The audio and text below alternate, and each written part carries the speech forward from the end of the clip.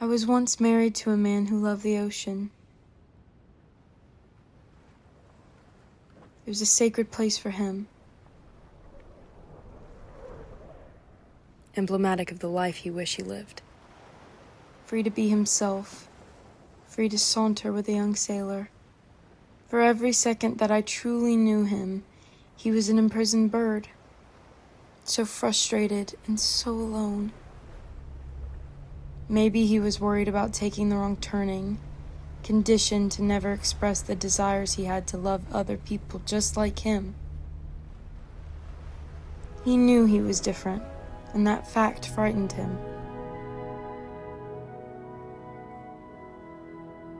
What was his name?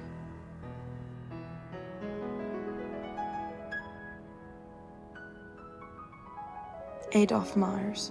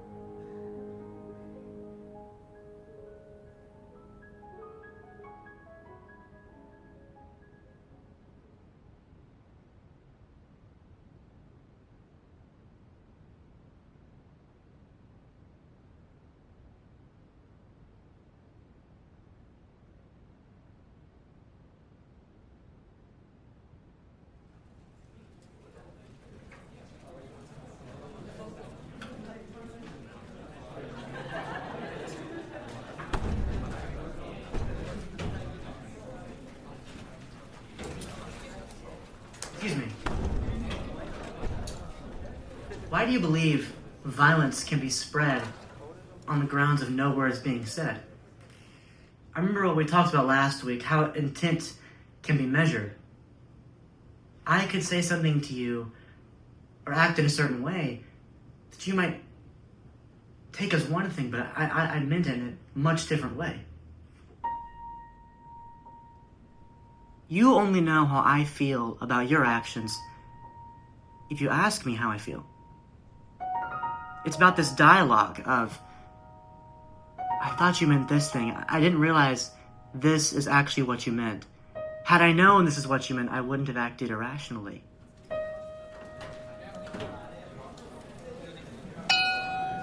Class dismissed.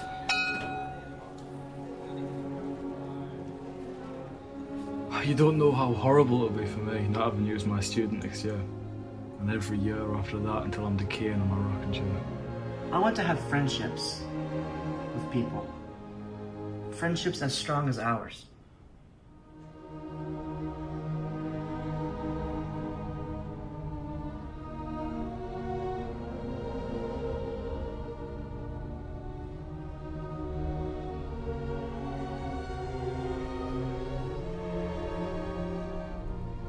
I want to carry a dream in your mind. Do you understand?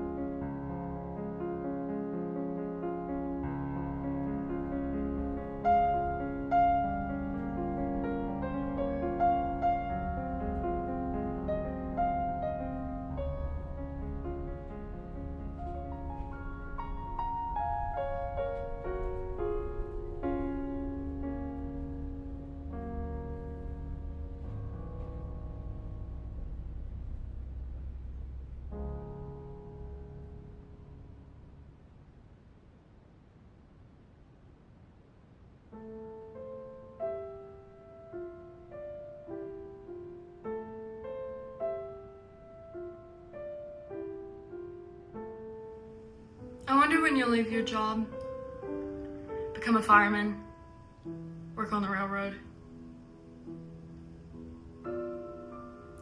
You'll be allowed to spend more time with me then. So into yourself. Hobson's choice. I'm not giving up. I've been training for this. Oh no, darling. You haven't prepared for anything.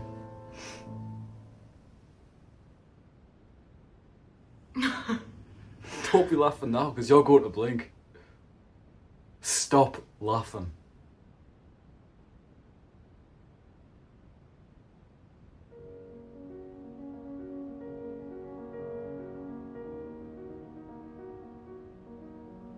I deserve to know, as the woman you love, if you really do. If anything between us is actually real. Your curious mind is why I love you. And the reason that we're not good for each other.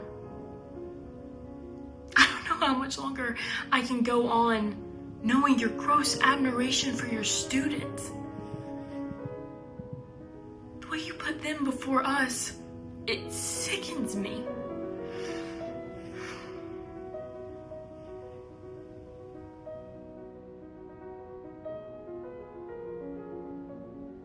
You say you're heading towards the end of something? Then what was the beginning?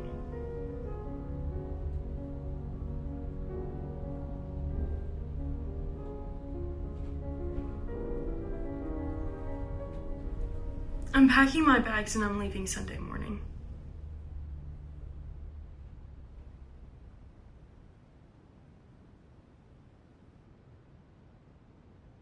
Did you ever meet my brother, Mr. Myers?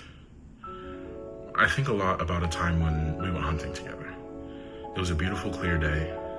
We parked, got out of the car, and when we opened the trunk, there my father's rifle was. When he grabbed it, he became stagnant, almost as if he had committed a murder. And then he went into this hazy state and he passed out. When we were at the hospital and he woke up, he told the doctor that he had fainted because a bear had startled him. He was a very private man, and I hate that he never told me the truth about himself. I want to give you the opportunity that I never gave him, to be truth about yourself. What happens after the bell rings, Mr. Myers? There are a particular few of my students who I'll talk to in cases where I'm concerned about the behaviour in the classroom or what's going on at home. I know they're disillusioned strays, and so I try to guide them the best way I know how. I caress their shoulders. I play with their tazzled heads. It's not something to be trivialised. It's the most anybody has ever tried to touch these boys and girls' souls. To make them feel hopeful. That doubt, disbelief won't destroy their minds. Your favorite student, Jonathan Bradford, says that you sexually abused him in your classroom over the course of the year. His story is...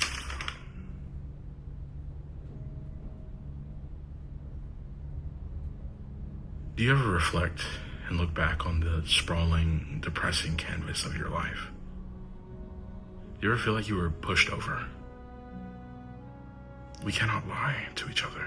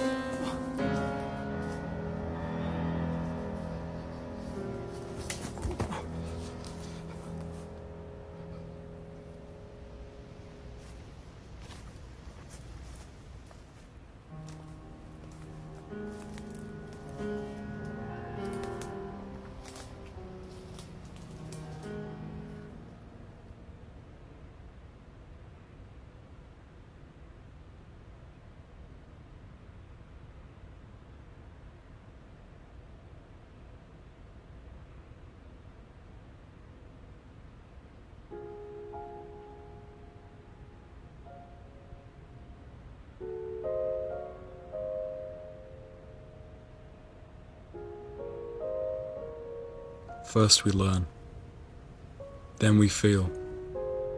After that, we speak. And finally, we become witnesses.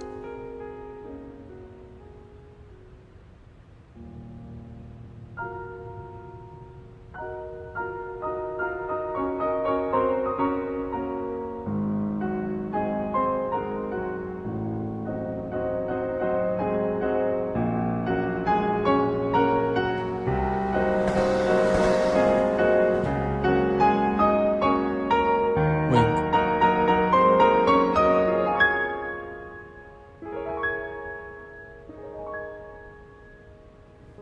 Welcome to Winesburg. Wink.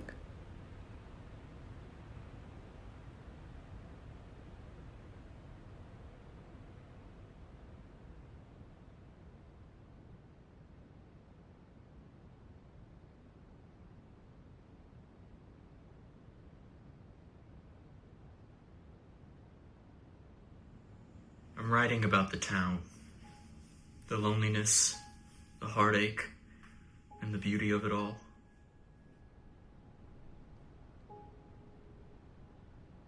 But in order to create the big picture, I also have to write about the people that inhabit the town. So would it make you happy to know that I'm writing about you? I don't think I'm interested enough to warrant something like that. A column in a newspaper. It's one sentence. Wing Biddlebaum's life is the product of a suppressed, ubiquitous loneliness. I don't leave the house often. If at all. But there's more than that to go get groceries. And I found the experience to be so wonderful and pleasant that it forced me to contend with a question of why doesn't this entertain me? And it made me forget the misery and gloom that awaits me here, home.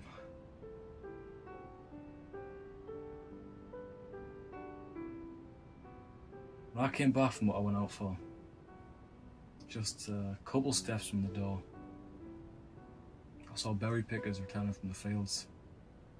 All of them young, making each other laugh. It reminded me of my childhood. You know, how productive my hands used to be. I used to pick 140 quarts of strawberries a day. A few weeks ago, you wrote to me about how you got a new place. Out on Church Street, yeah? That's right. It's really quite comfortable in spite of its size. 1 floor, 1 bathroom, 1 bedroom, no basement, no attic. It's all like yours, just without the cracks in the walls. Now that I'm thinking about it, I don't know why I would need 2 bedrooms. Because you live with your husband? Or was there a divorce? I don't know.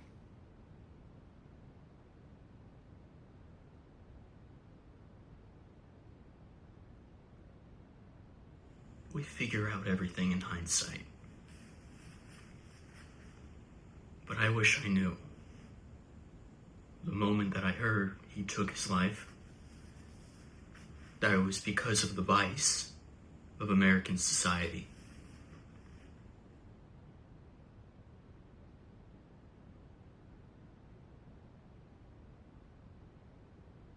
In exiling himself, he wasn't exiling a monster, but rather a man who the culture deemed unacceptable to live. I wish you would have talked to me about this a while ago, George. There's a lot of things that I wish you told me about, Mr. Myers. Excuse me? I know about Lancaster. What that school teacher did to his students scared the tourist off, scared me away.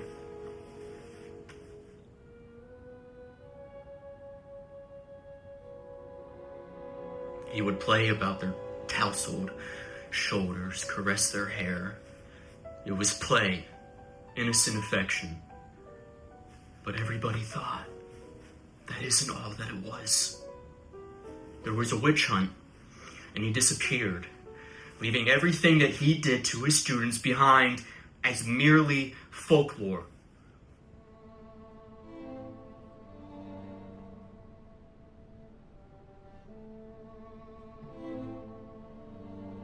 He found the refuge he spent so many years looking for at his Aunt Brenda's house, here in Winesburg. Tell me, Wayne, Mr. Myers, with the changing your name, was it as effective as you were hoping it would be? I want to carry a dream into your mind. Do you understand?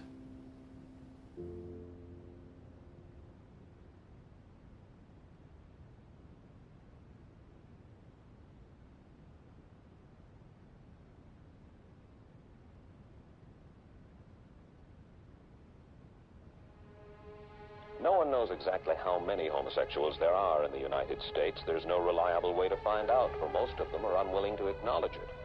You see, Ralph was a homosexual, a person who demands an intimate relationship with members of their own sex.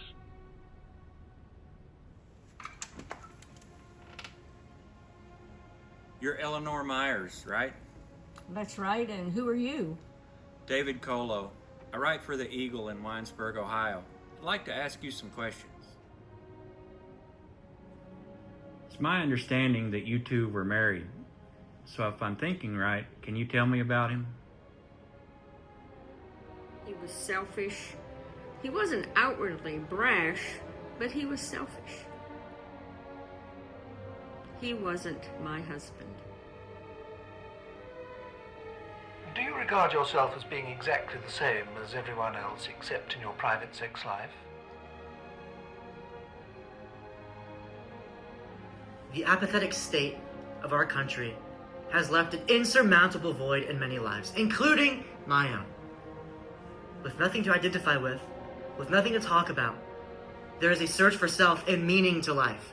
I grew tired of the news of the world, and I knew people loved stories. They needed one that would frighten them into submission, that would force them to protect their children. It might be, as a parishioner once told me, that we do not want to own up to the problem. The truth is, we are debating the future of a pure man's life. And I know it all started with my lie.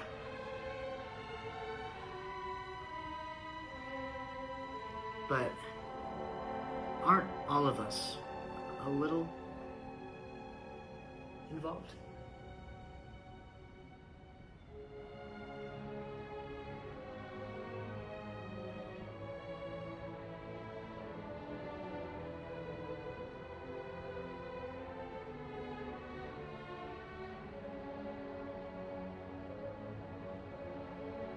As to the charge of indecency with a child, we find the defendant, Adolph Myers, not